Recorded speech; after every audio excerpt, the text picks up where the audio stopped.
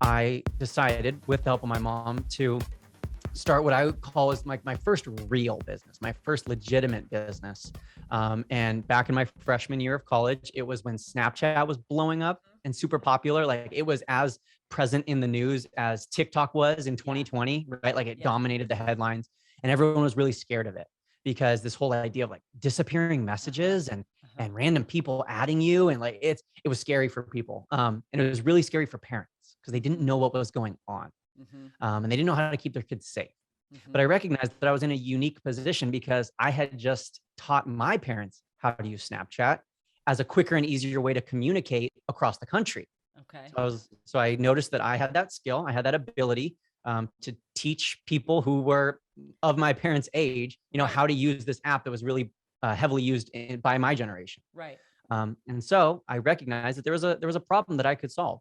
And that's really where my first business, which was called Unwrapped Snap, was born. And the problem with that business. I had that. I had a subscription to that.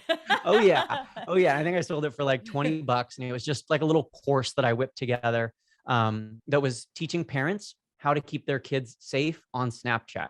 What I'm doing today is very, very different, and I'm sure we'll get into that. Yeah. But I think that's a kind of a word of encouragement that I want to give to anyone listening, is that what you're doing today or what you start out with is going to be vastly different than what you're doing 5 years from now, or what you're going to end up doing, or what you're going to, make your living off of.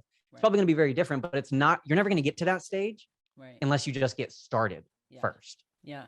So let's pick out a piece of that too, because had you, prior to creating this course from Snapchat, had you created courses for income prior to then? Nothing. The only thing I'd done is the Lace My Kicks and like the little tiny, like I sold Power Balance wristbands with rhinestones on them to the people walking out of my mom's fitness classes. Yeah. Like I knew my market.